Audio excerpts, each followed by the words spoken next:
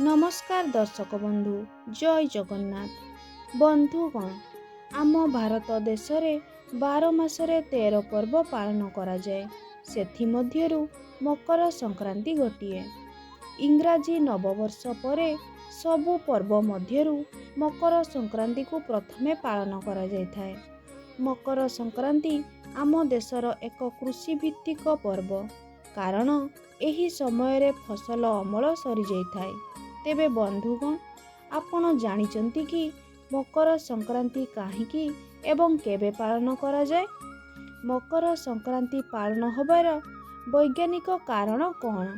एही दिन कौन कले भगवान को कृपा लाभ होबा सहित पुण्य लाभ होबो?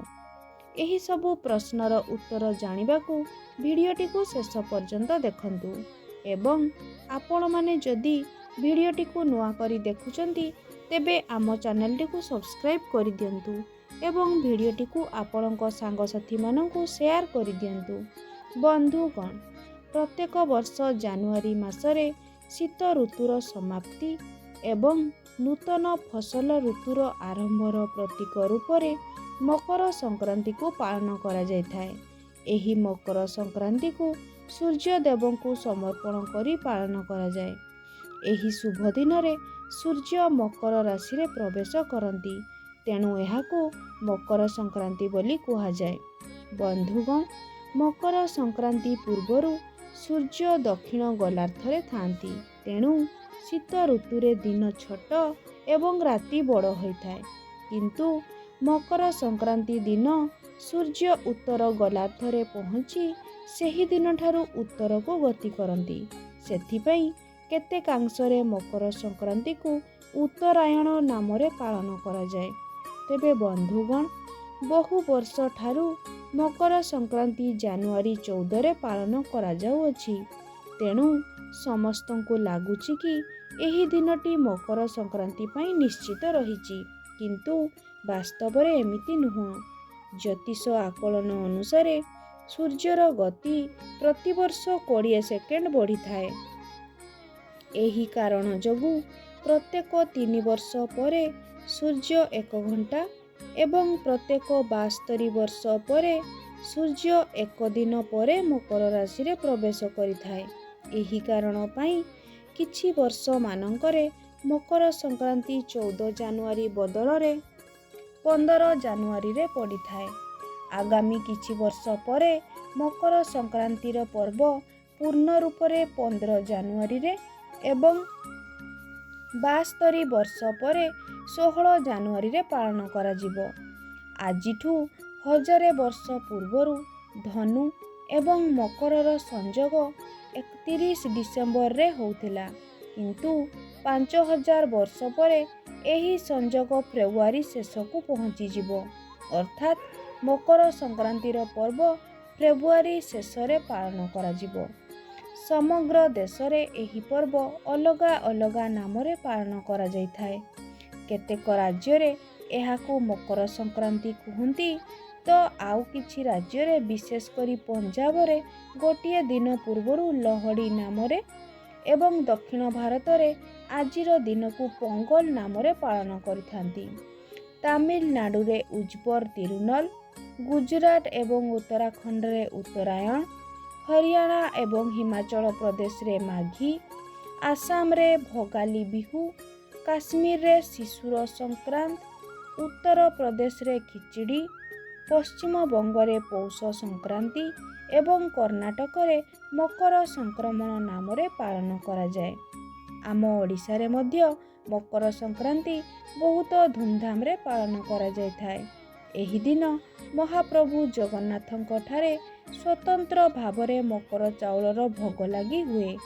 जेहेतु महाप्रभु को मकर चाउल भोग लागि हुए सेही आधार रे गाँ गंडारू आरंभ करी सहर पर्यंत सबुठारे निजर इष्ट देवदेवी मानक निकटरे ग्राम देवदेवी निकटरे एवं समस्त देवालय मानकरे मध्य स्वतंत्र भावरे नुआ चाउल रे मकर चाउल प्रस्तुत करा जाई भोग लगा जाई थाए। एबे आसंतु जानिबा मकर संक्रांतिर पौराणिक महत्व कौन रहिछि। विश्वास रहिछि कि ଏହି ଦିନ ସୂର୍ଯ୍ୟଦେବ ତାଙ୍କ ପୁତ୍ର ଶନିଦେବଙ୍କୁ ଭେଟିବାକୁ ଯାଆନ୍ତି, ଯିଏକି ମକର ରାଶିର ସ୍ୱାମୀ ଅଟନ୍ତି। ଅନ୍ୟ ଏକ କାହାଣୀ ଅନୁସାରେ ଏହି ଦିନରେ ଭଗବାନ ଶ୍ରୀରାମଚନ୍ଦ୍ରଙ୍କର ପୂର୍ବଜ ରାଜା ଭାଗୀରଥ ପୃଥିବୀ ପୃଷ୍ଠକୁ ମାତା ଗଙ୍ଗାଙ୍କର ଅବତରଣ କରାଇ ତାଙ୍କର ପୂର୍ବପୁରୁଷମାନଙ୍କୁ ଅଭିଶାପରୁ ମୁକ୍ତ କରାଇଥିଲେ। ଏମିତିରେ ବି ଗଙ୍ଗା ସ୍ନାନ କରିବାର ମହତ୍ତ୍ୱ ବହୁତ ଅଧିକ, କିନ୍ତୁ ଆଜି ମକର ସଂକ୍ରାନ୍ତି ଦିନ ଗଙ୍ଗା ସ୍ନାନ କରିବାର ବିଶେଷ ମହତ୍ତ୍ୱ ରହିଛି। ଆଜିର ଦିନରେ ଯିଏ ଗଙ୍ଗା ସ୍ନାନ କରିଥାଏ ତାକୁ ବହୁଗୁଣା ପୁଣ୍ୟ ଫଳ ପ୍ରାପ୍ତ ହୋଇଥାଏ। ମାନ୍ୟତା ରହିଛି କି ଆଜିର ଦିନରେ ମାତା ଯଶୋଦା ଭଗବାନ ବିଷ୍ଣୁଙ୍କୁ ତାଙ୍କ ପୁତ୍ର ରୂପରେ ପ୍ରାପ୍ତ କରିବା ପାଇଁ ବ୍ରତ କରିଥିଲେ। ଏହି ବରଦାନର ଫଳ ସ୍ୱରୂପ ମାତା ଯଶୋଦା ଶ୍ରୀକୃଷ୍ଣଙ୍କୁ ତାଙ୍କ ପୁତ୍ର ରୂପରେ ପ୍ରାପ୍ତ କରିଥିଲେ। ଆଜିର ଦିନରେ ଭଗବାନ ସୂର୍ଯ୍ୟ ନାରାୟଣ ନିଜର ଗତି ଏବଂ ଉତ୍ତାପ ତିଳ ତିଳ ବଢ଼େଇଥାନ୍ତି। ଏହି କାରଣ ପାଇଁ ଏହି ପର୍ବରେ ତିଳ ବା ରାଶିରେ ତିଆରି ମିଷ୍ଟାନ୍ନର ବହୁତ ମହତ୍ତ୍ୱ ରହିଛି।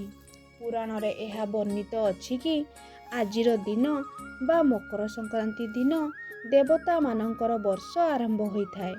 ଶିବ ପୁରାଣ ଅନୁସାରେ ଆଜିର ଦିନରେ ଭଗବାନ ଶିବ ଭଗବାନ ବିଷ୍ଣୁଙ୍କୁ ଆତ୍ମଜ୍ଞାନ ଦେଇଥିଲେ ଏବଂ ତାଙ୍କ ଦ୍ୱାରା ହିଁ ଭଗବାନ ବିଷ୍ଣୁଙ୍କୁ ସୁଦର୍ଶନ ଚକ୍ର ପ୍ରାପ୍ତ ହୋଇଥିଲା। ଏମିତି ବି ମାନ୍ୟତା ରହିଛି କି ଆଜିର ଦିନରେ ଯଦି କେହି ମୃତ୍ୟୁବରଣ କରିଥାନ୍ତି ତାଙ୍କୁ ମୋକ୍ଷ ପ୍ରାପ୍ତି ହୋଇଥାଏ। ମହାଭାରତରେ ପିତାମହ ଭୀଷ୍ମ ମଧ୍ୟ ଆଜିର ଦିନରେ ନିଜର ପ୍ରାଣତ୍ୟାଗ କରିଥିଲେ।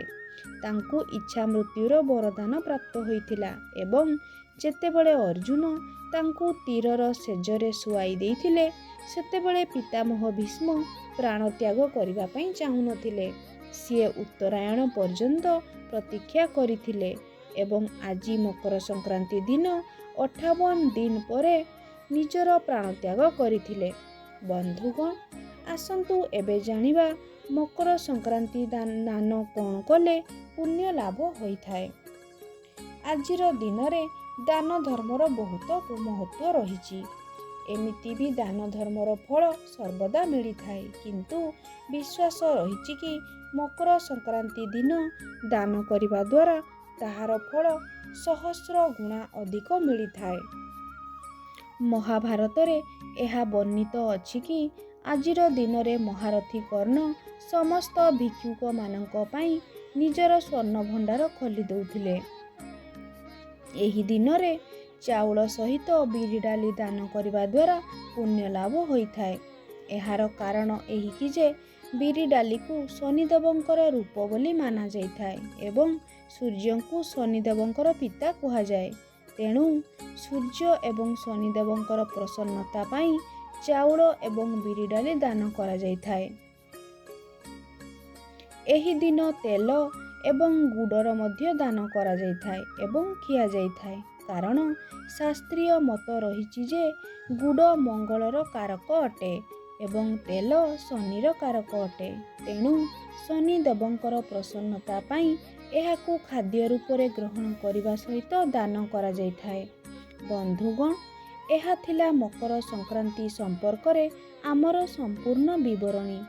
ଆମ ଭିଡ଼ିଓଟି ଯଦି ଆପଣଙ୍କୁ ଭଲ ଲାଗିଥାଏ ତେବେ ଗୋଟିଏ ଲାଇକ୍ ଏବଂ କମେଣ୍ଟ କରିଦେବେ। ଧନ୍ୟବାଦ।